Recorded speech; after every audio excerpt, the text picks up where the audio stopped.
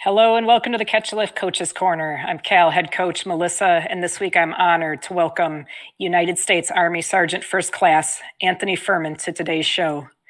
Anthony is an active duty Sergeant First Class in the U.S. Army, Iraq and Afghanistan war veteran, two-time world's strongest man in the 105K division, and a founding member of the Strength Elite Collective. Welcome to this week's episode of the Coaches Corner. Anthony, welcome. Thank you for having me. I'm very happy to be here. Thank you so much. Well, thank you for your time today. We're so excited to talk with you. Let's jump right in. Anthony, would you tell us a bit about your life growing up and what would ultimately lead you to the U.S. Army? Yeah, well, first I want to apologize for my mid-leave beard I got going on. They're not going to believe me that you're active duty. Come on now. If you're out there and you think you do this too. So growing up, I want to say it's almost typical. I was born in Erie, Pennsylvania, kind of borderline East Coast, Midwest region. Played a lot of sports growing up, blue collar family, working hard, all that good stuff. And I thought I was going to play in the NFL. And then I quickly realized that I was not going to play in the NFL. And I didn't know what to do. I didn't prepare myself correctly. And, it was the height of the Iraq war. And I joined the Army because I always wanted to make a difference. I had a lot of jobs in high school back and forth because I hated them. I didn't like doing Taco Bell. I didn't like working at a grocery store. I've always wanted to make a difference. So I figured, hey, if I join the infantry and go to Iraq, I'm going to make a difference in the world. Right. So that's what I did. And and it gave me the structure I needed and craved, much like sports. Anybody that played football, I always make the parallel between football teams and the Army. It's a brotherhood, it's a sisterhood. It's, you're one unit for one common goal. So. Absolutely. Anthony, when did you enlist in the Army? August of 2006. Okay. So, yeah, I've been in a little bit. Yeah, that's terrific. That's absolutely terrific that you're still in too. Would you talk to us about those early years in the Army and, moving into the Afghanistan and Iraq deployments? Yeah, it was kind of just, as I get older, I look back more fondly in those years than I did while I was living them. I'll put it that way. I can appreciate that. Yeah. When you're going through that stuff, everyone gets scuffed up and you have to run here and there, layouts, packing lists, blah, blah, blah. But, I'll tell you what, those are some of the best years of my life, and I'm sure everybody that gets old thinks that way, but it's almost always true.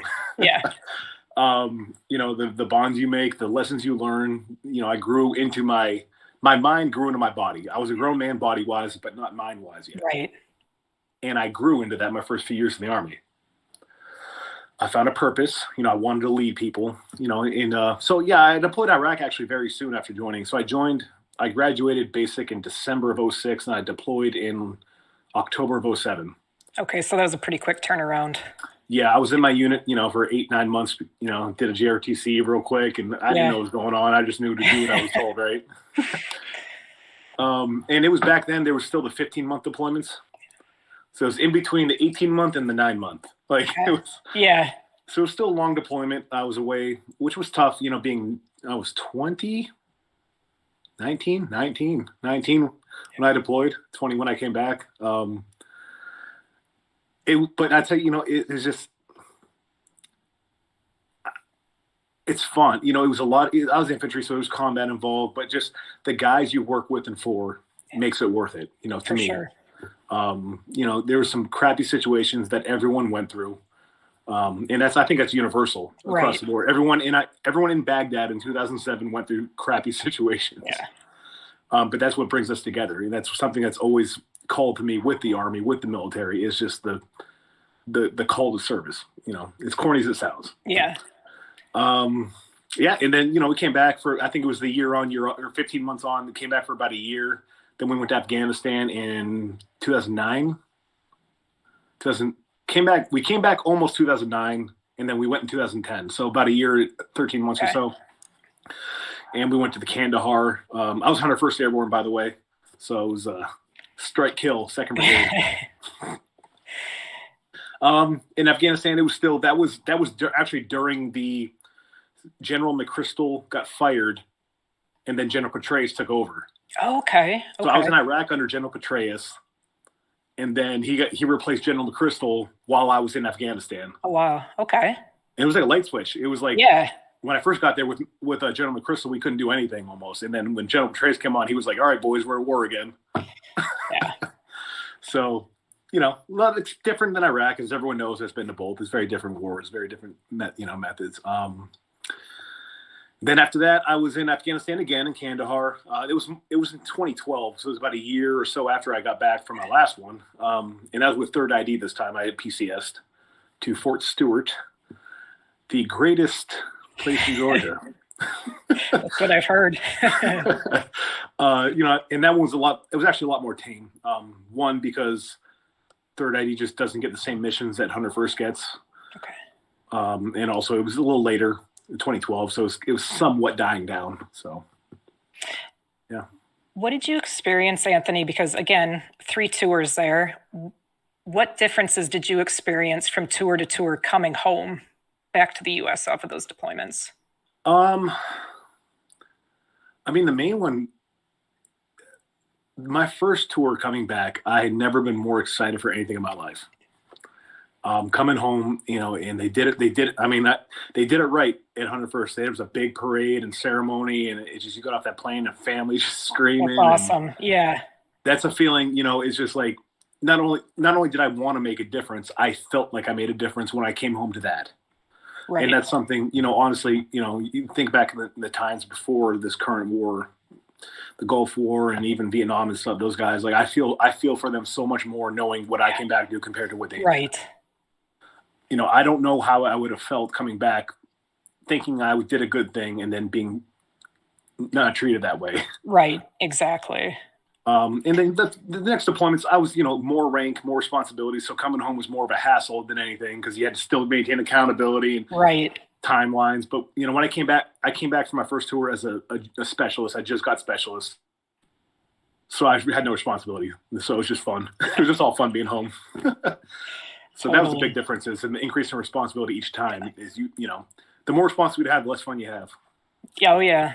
Yeah, that makes total sense. Anthony, what do you currently do in the Army? Currently, I'm a 79 Romeo. I'm the god-awful recruiter. It is what it is. I enjoyed it. Mostly talking to people was my big thing. Is what I got stationed in place, and I actually volunteered as a high school football coach. I felt ingrained in the community. It was something I'd been missing being a normal soldier. You really don't get in community outside base. Right. A lot of times. I enjoyed talking to kids, influencing them. I kind of looked at my football players almost as junior soldiers, helping guide them. One of my favorite things was to say, like, I know you all think you're going to go play football, but let's talk about that. Yeah, right. And it was coming from a place of love because I've lived their exact life almost, right. But then, and now I'm actually part of the Warrior Fitness team. I talk about that briefly. I compete marketing brigade. So we're part of USAREC, and we compete and do appearances on behalf of the Army to reach the audience that is already fit and in shape, essentially. Okay. Yeah. Very cool. That's very cool. Anthony, I want to transition just a little bit here and start to talk about your career in Strongman. How did Strongman come to be for you? Like you said, you grew up playing sports and everything, but how does Strongman fit into this? Well, believe it or not, at one point I was like 200 pounds or less when we were running 20 miles a week. Right. Now what that led to was, is what it is. I got a knee injury. I had my meniscus, real bad tear, ACL tear.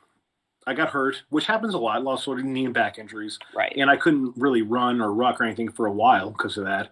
So I started lifting weights again. And I realized, like, as my body developed into a man, I was much stronger than I remembered. And I was much stronger than my fellow soldiers. Right. And I was at a gym at Fort Carson, Colorado. I was stationed there. And there was a director running a new Iron Horse program or whatever it was. Mark Taysom. He was a strongman competitor that brought like tactical strongman strength conditioning to the soldiers. Right. He saw me lifting, was like, hey, pick up this stone. And I think everybody grew up, has seen a few times strongman. You've seen on TV. Yep. Everyone knows about the stones and the truck pulls. And and I picked it up, and my first time. It was 300 some pounds, and I felt achieved. Yeah. I felt like, wow, I feel good. This is crazy. And from there, I dove head into the sport and the community of that. That's terrific. I had the great pleasure of meeting him a couple years ago down at the Phoenix Europa, and he was talking to me, about what he does with the Army with that. And he absolutely blew me away, Mark did. So he is so smart, such a great guy. He's so brilliant. Like, I talked to him for like 10 minutes, and he just blew my mind. And he's just like throwing all this stuff at me, and I'm like, holy cow! I'm surprised he only talked for 10 minutes. Yeah, it was cool. Yeah, he's a great dude. Yep. That's crazy. You know him too. That's pretty wild. Yeah. He's a good guy. Yep. Anthony, talk to us a little bit about competing in the 105K class. Yeah. So the 105K class. I don't want to say that I had to do it, but it definitely fit in better within the Army when it comes to standards and stuff. Because end of the day, I can't be weighing 300 pounds. Right. Especially when I started, I was still infantry, so I definitely couldn't be 300 pounds. As a recruiter, you recruiters know. No, but I'm not. But seriously. So I cut down on weight, which was good. It was healthy. So 205 kilos for everyone. That's 231 pounds. So essentially, I'll be walking around about 250 pounds into a water cut to 231. And I was just even better at that than I was in the open strongman. I was strong enough to kind of dominate that class. That's awesome. How have you seen that class evolve through the years, Anthony, that 105K class? So I turned pro in that class in 2017. And we were still, it's a sideshow, not a sideshow, but we'll say second tier citizen. I'll put it that way in the strongman community. Because the whole history of the sport has been the big open, the big freaks, the big giants, right? Sure. Which I understand. Yep.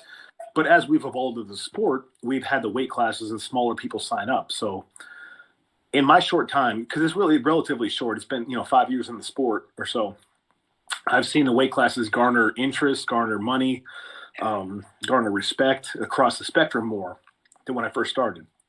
And I would like to think I had something to do with that, with the stuff I've been doing with that big show I just put on. And that was purely out of passion because I love that weight class. So that's terrific. So like we mentioned at the beginning, you were a 2-time World's Strongest Man in that 105K division. You've won America's Strongest Man. I mean, the list goes on and on. Anthony, talk to us. What do you got there?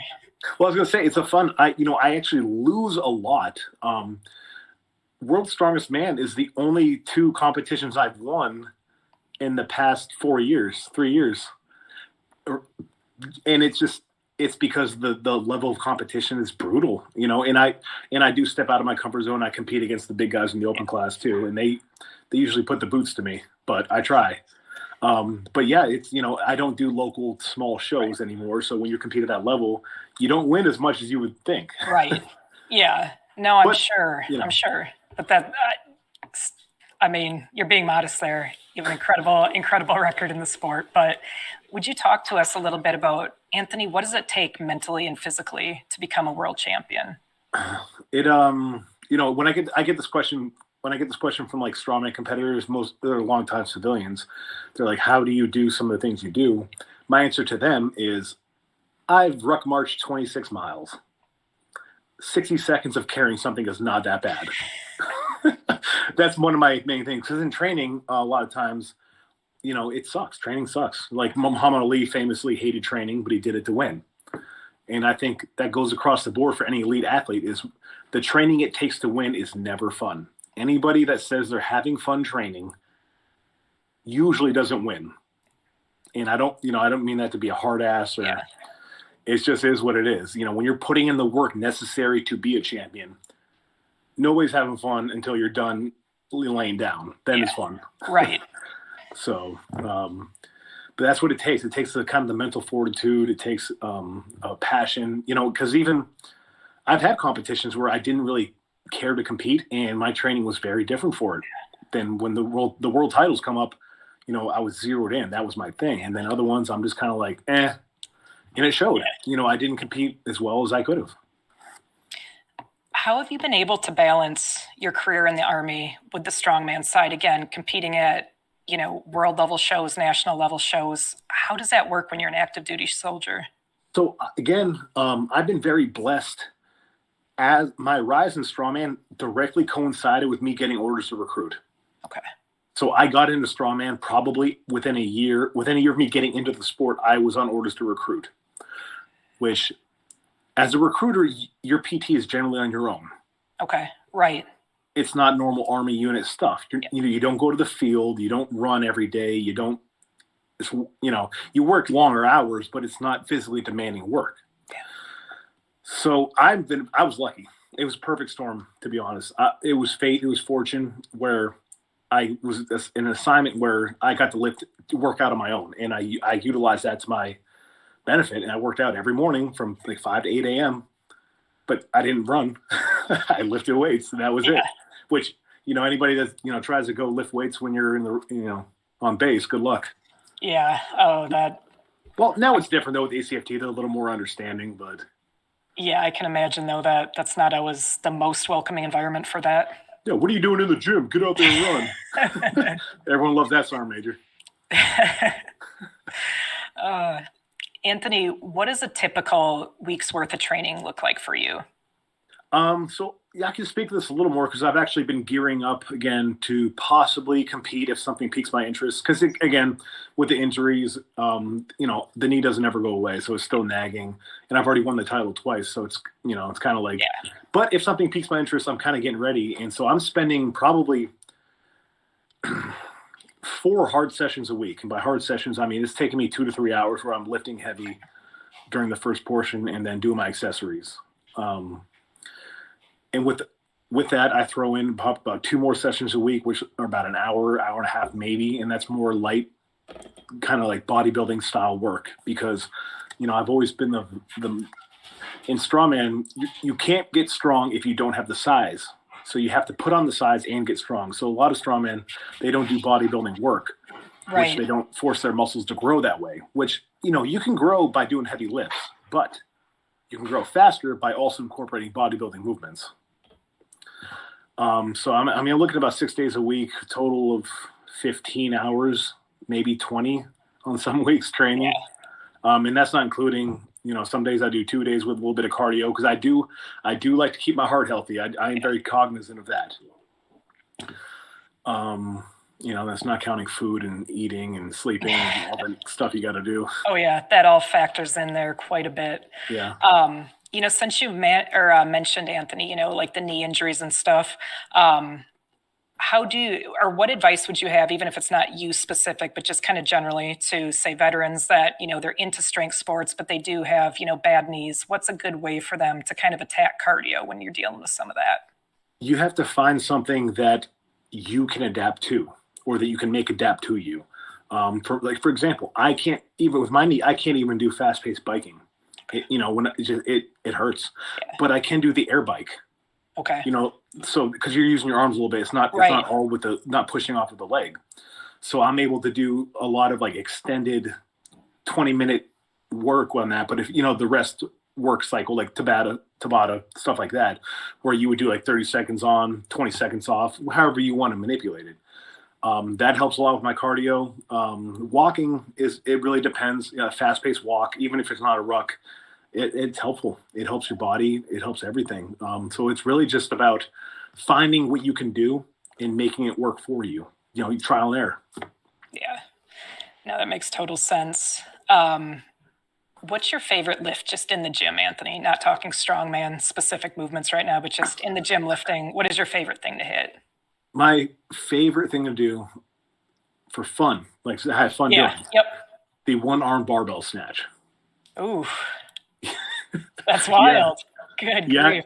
It's out there. I've been pretty good at it. I've hit a 200-pounder before. Oh my gosh. Holy cow. And it's just, to me, it's fun. It's an explosive movement. It's a lot of, when you do it, you feel pretty cool. Yeah. When you lock that out with a barbell over a dumbbell. It's harder. It looks cooler. It feels cooler.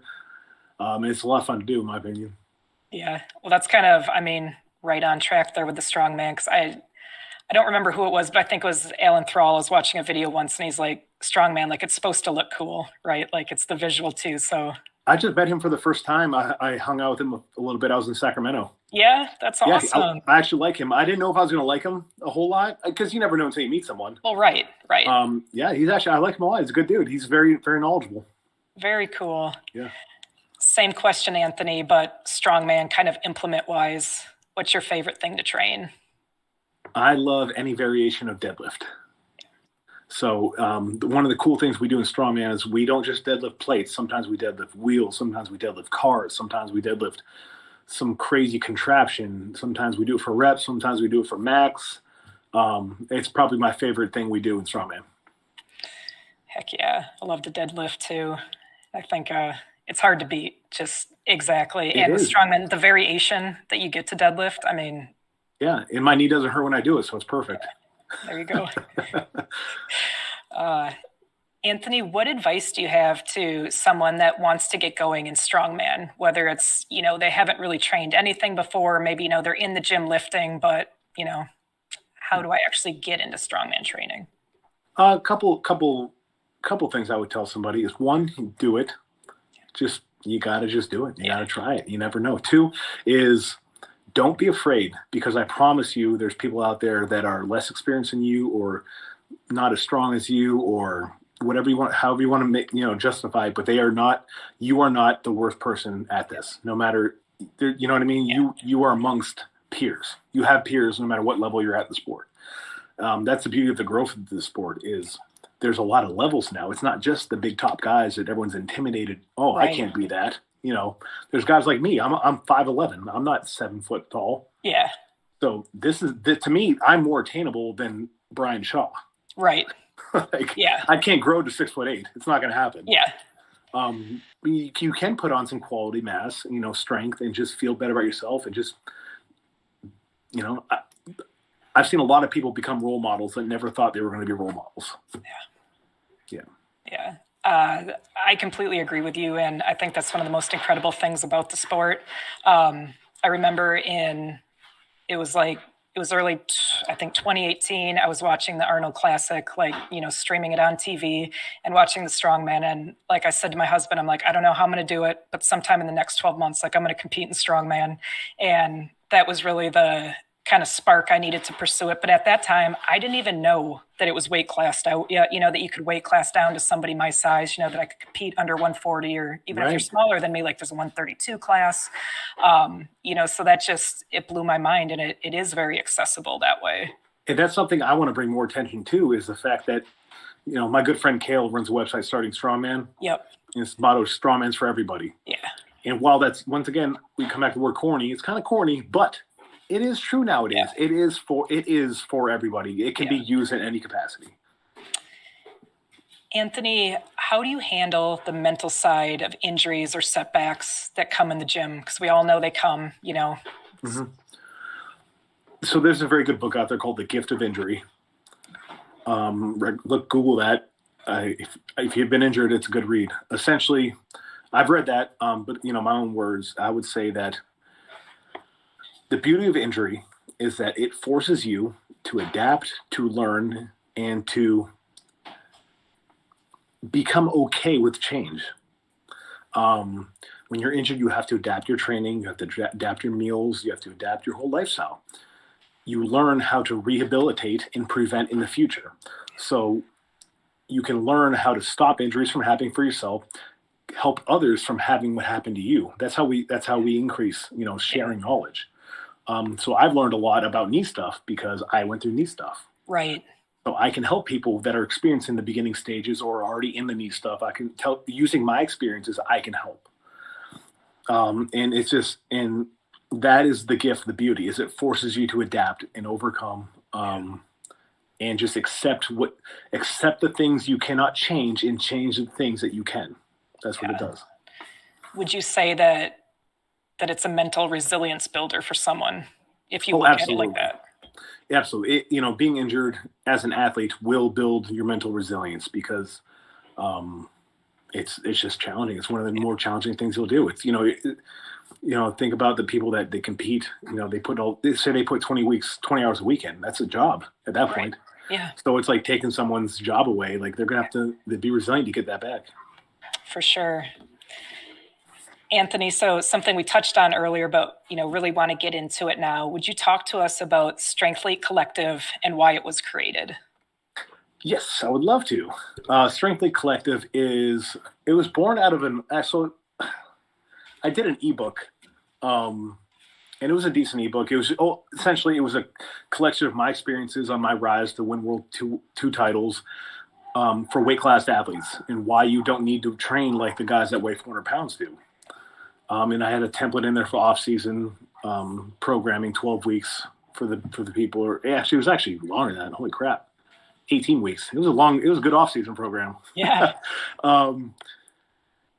And there was a lot of positive response to it, which I didn't expect because I have influence, but I don't have a crazy influence. When you see some IG famous people and Right. I was like, I got a little slice, but it's not that big. But, it was a lot, and I couldn't believe it. And that told me is that there was a need in strength sports for quality programming that was not expensive. Because I sold it for $25, I think, 35 maybe. And then my buddy, we got together, and he had the smarts. I knew the people, and I was like, listen, we could deliver programming to people for one low price a month instead of, because I don't know if anybody listening, if you've been on the coaches, sometimes they get north of $150 a month. Oh yeah. Which a lot of times are worth it, which is fine. I don't, I never talk bad about anybody charging money because it's how it works, but not everyone can afford it. And for to sure. me, there was a lot of people that could use help or use programming that weren't getting it because they couldn't afford it. Right. And that's the gap I wanted to fill with Strengthly Collective. And my mission was to fill that gap and also redistribute and put that back into the community because I want it to grow. Because I have a deep, deep love for the strength community. When I say strength community, I'm talking strongman, powerlifting, Olympic lifting, CrossFit. I said CrossFit with strength. I put them both together. There we go. Bodybuilding even. I saw, there was a need. I want to reinvest. And that's what I've been doing. I've been reinvesting. We held our first big competition in Hilton Head this year. We gave out $10,000 to first place. That was my money, actually. But that's how much I believe in this. Yeah. So, that's what it was. I was trying to fill a need in the community. That's absolutely, absolutely awesome. And I remember when it came out, last year, and I followed along with it. I'm like, this is so freaking cool, and seeing all the different coaches and stuff coming on board with it. And I'm like, man, this is going to take off. And then, saw it develop, and you guys, with the shows and putting on Clash on the Coast and everything. And it was just wow, I've never seen, a production like that again wasn't like World's Strongest Man, with ESPN there and such. I'd never seen that for other athletes. I mean, absolutely incredible. I feel the same way. I'm still in awe what we've been able to accomplish. It's been crazy to me. I just can't believe how fast we've grown and what we've been able to do and already reinvest. I love it. I love it so much. It's just, I get goosebumps still. Yeah, I'm sure. Would you talk to us a little bit about how Strength Fleet works? If someone was going to sign up, what happens then? Yeah. So you sign up. I think right now we're at $35 a month. You sign up and you have access. We just did a whole nother release. I think we're at 50 programs available I'm talking world-class coaches. Nick Best, John Hack from powerlifting, Amanda Kohatsu, powerlifting. Yeah, so we have tons of coaches. Adam Dirks, Kim Dirks, well-known strongman, strongwoman, Brittany Diamond, Sierra Cho. It's ridiculous. So you have access to all their programs. And we have both full programs and specific. So we have bench specific, deadlift specific, overhead press specific, squat specific that you can combine with other programs. Incredible. Yeah. And you have access to all of it. It's not, you don't pay that price per program. It's all there for you to use. So Anthony, can someone just starting out with barbells, just getting into powerlifting, is there something there for them, or, somebody that just wants to learn about strongman and get started in the sport? Absolutely. We have programs that are introduction to powerlifting programs. Have a program for strongman. I call it Rookie of the Year because it will make you the Rookie of the Year. It's designed to get people into it. I've never done strongman. Well, we're going to get you there. We'll get you into strongman. That's terrific. Anthony, how did you learn about Catch a Lift? We're going to bridge this all together here in just a minute. Beautiful. So I honestly I learned through catch lift. Good friend Jackson Reeves, our mutual friend, brought you guys my attention. I've been familiar with like RWB Yeah. and a few other organizations. Right. In I think with what's typical of active duty, I'm not quite plugged into the veteran community yet Right. because I'm still active, and so it's not. No, it makes total sense. Of course. Yeah. But with Jackson, he's a good friend, and partnering with him, he's very vocal. I love that guy in Iron Resurgence, and his motto, through strength I'm reborn, has really struck a nerve with me. And he got me interested in veteran organizations. So, we started talking and introduced, and, brought you guys up, and I looked into it, and I'm like, wow, I didn't know this existed. Yeah. This is freaking incredible. Absolutely. It's and again, just my shameless plug here that is not shameless. It's changed the lives of thousands and thousands and thousands of men and women. So it's just absolutely terrific. I mean, I can only imagine, lifting weights changed my life. Yeah. And I didn't need them. Yeah. So I can only imagine, right. It's amazing what you guys do. So we have some very exciting news that, we want to kick out to everybody. So Catch a Lift Fund and Strength Fleet are partnering to bring our Catch a Lift veteran athletes programming spanning a variety of fitness disciplines like Anthony already mentioned. Anthony, what can our Cal veteran athletes expect out of the program offerings from Strength Fleet? All right, let's see. We have bodybuilding programs. We have Olympic lifting programs. We have strongman programs. We have powerlifting programs. We have tactical athlete programs. We have body weight programs. We have band programs. We have dumbbell programs. We got barbell programs. We have your own coaches programs. Yep. This is a one-stop shop, not only for veterans, for everybody, but also veterans more so, I would say. We're actually putting more into the site, partnering with you guys than we had before. So we're creating a unique experience for veterans and for the Cal athletes. Oh my gosh, we are just so incredibly excited about this. It's been hard to keep my mouth shut about it, honestly. I know. I've been very excited. This is really grief. Cool. Yeah. So would you talk to us a little bit too about the adaptive programming that Strength Fleet is going to be bringing in for our Catch a Lift athletes? Yep. I don't want to give too much just because Yep. We have brought in somebody that works with adaptive Olympic athletes. Because once again, when we got interested with you guys, and I wanted to best serve the veterans, and I know adaptive training is one of those things. We didn't have that, so we have a coach that works with the adaptive Olympic athletes that he's going to do programming for all sort of adaptations. All sorts of athletes with different needs. We're gonna have programs for you as well. It's absolutely phenomenal. Absolutely phenomenal. Anthony, what should veterans keep in mind as they start, as they get into Strength Fleet, start looking through programming and are trying to decide kind of where to start? What would you say to keep in mind? Keep in mind that you can do it. Don't be overwhelmed. A lot of times with veterans, or not even veterans, just people that have experience, sometimes we get overwhelmed easily. Oh yeah, for sure. And it happens to me. I get overwhelmed all the time. It's about taking a step back, because our site with all the options, it can be overwhelming. Just pick something that interests you, and then go for that. Don't force yourself. Don't put yourself in a box where I can't do that just because. Right. If it interests you, if it's got whether it's the catchy name of the program, whether it's the discipline of it, investigate it. Don't be afraid. It's okay, because worst case scenario, you pick a different one, because we got about 100 more. Absolutely. So Anthony, I have one last question that I want to ask you today. What does it mean for you sitting here to be able to say that you're partnering with a nonprofit like Catch a Lift to provide programming to our great nation's combat wounded veterans? Hold on. I just got a bunch of no joke. To me, it's almost like a full circle of life. I talked earlier when I joined, it was about purpose, fulfilling purpose, wanted to make a difference. And that's not something that stops. I always want to continue doing it. I've served my time. I've deployed, made a difference. I felt I made a difference. It was a purpose in life. Now I can do that with veterans, with you guys. We can continue to fulfill, purpose, make lives better, and just take care of what we need to, and take care of our veterans. And I can, give back, and it's beautiful all around.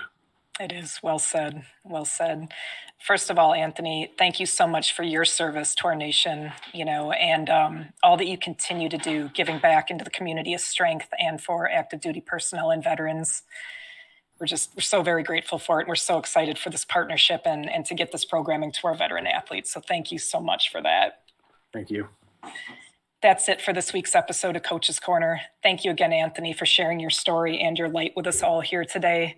Thank you to ClearBridge for your support of all things Catch a Lift. A huge thank you to Lynn Coughlin, Henry Pomper, and Kaylee Nassiri for all you do week after week to make sure we can put this podcast out. And thank you to the entire Catch a Lift team.